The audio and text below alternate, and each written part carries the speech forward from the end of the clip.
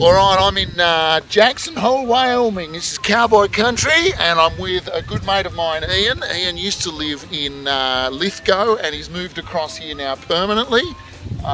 Thanks for having me, Ian. Good to see you again. You're right. Welcome to Jackson Hole.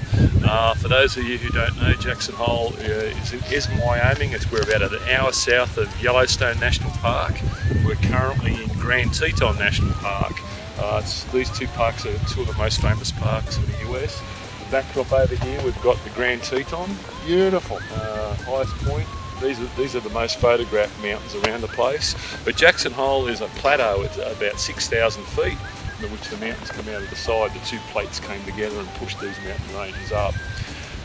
Yellowstone's just north of here? Yellowstone's about less than an hour north from here.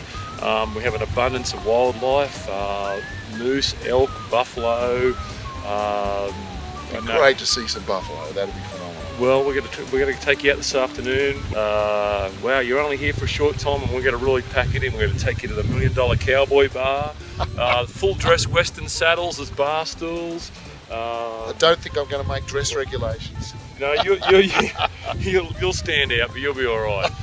Okay, where else are we going to take you? We're going to teach you how to do country swing tonight, because that's what the locals around here do. Fantastic. Looking forward to it. All right. Welcome, cheers, mate. Welcome to Jackson. Thanks for having me.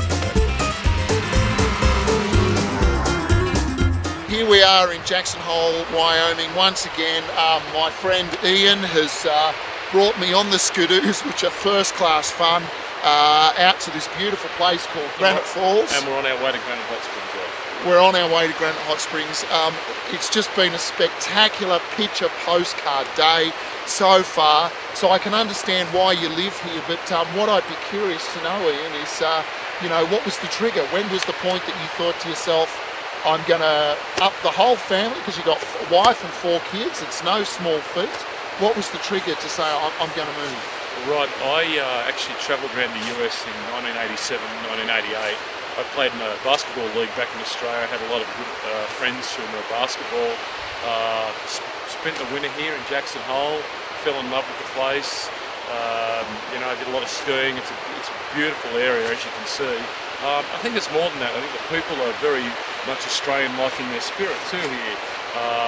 And I just fell in love with the place and decided that I'd love to live here at some stage in my life. When was the point in time? Because you said there was a particular point where you thought, that's it, it's now or never. Okay, well I went back to Australia and I bought a financial services practice over 16 years, and we also ran another property, a guest property in the Blue Mountains, and I was working 24/7. There's a lot of stress associated to it, and I think as a result of that stress I had an injury to my back, and I blew a disc out, and I was literally off work for about 7 months. Couldn't walk for over 4. It was a twisted mess, and I think for anyone who's ever had any sort of injury or illness, they often sit back and reflect and contemplate their life, and I thought, if I can ever regain my health, there's things that I want to do while I still have the opportunity to. So that was the real turning point, and that was when I discussed with my wife, Susan, how did she feel about moving to Jackson, and she said that she'd give it a go, and here we are. Oh, how's it feel to get into Granite Hot Springs, Rod? Spectacular, Ian. Just spectacular. Look, if anyone is an expert in personal transformation, in managing change in their own lives, it's definitely this guy without a doubt. Ian started off working in the mines in at Lithgow. He built up his own financial services company. He also has managed holiday properties, and now he's moved him and his family, as I say, to here, Jackson Hole, Wyoming.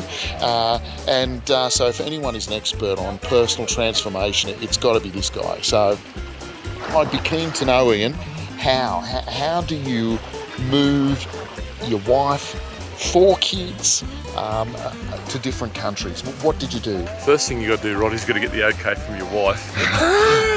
Which I was very fortunate. My wife was supportive of this move, and I believe that if there's a lot of things that you don't know, so you're better to go out and seek professional advice.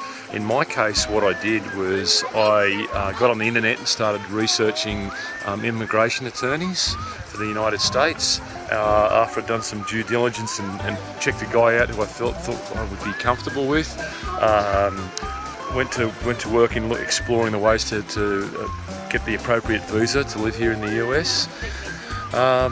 That was a bit of an ordeal. It took a long period of time to get organised, but eventually we got that through. There must have been some challenges at some stage going through this particular process. So what were some of those, and how did you deal with them? Okay, well, the challenges, I mean, some of the things, I had to write a fairly comprehensive business plan as to what I plan to do over here, and again, engage the services of a good friend, Rod. And this is where you came into it. You actually were free advertising. In my case, the visa, we only got the approval to come a week before we had actually planned. We actually had the interview. We put our furniture and everything in transit months earlier, so that we would have things when we got here. And so it was a little stressful coming down to the wire. But we got there, so that was probably the biggest challenge. The other challenges that we faced were probably when we first got here to the US. This country is very much, you need to have what's called a credit score, and it doesn't matter how good your credit may be in Australia, it's not going to cut it here. So I needed to have friends who were able to, a good friend of mine guaranteed things like my phone account initially. Since that time I've been able to build credit score over here in the US. So that was probably the biggest challenges. I can't think of a better place to be interviewing someone, without a doubt, than where we are in the hot Granite Springs. Granite Hot Springs. Check this place out.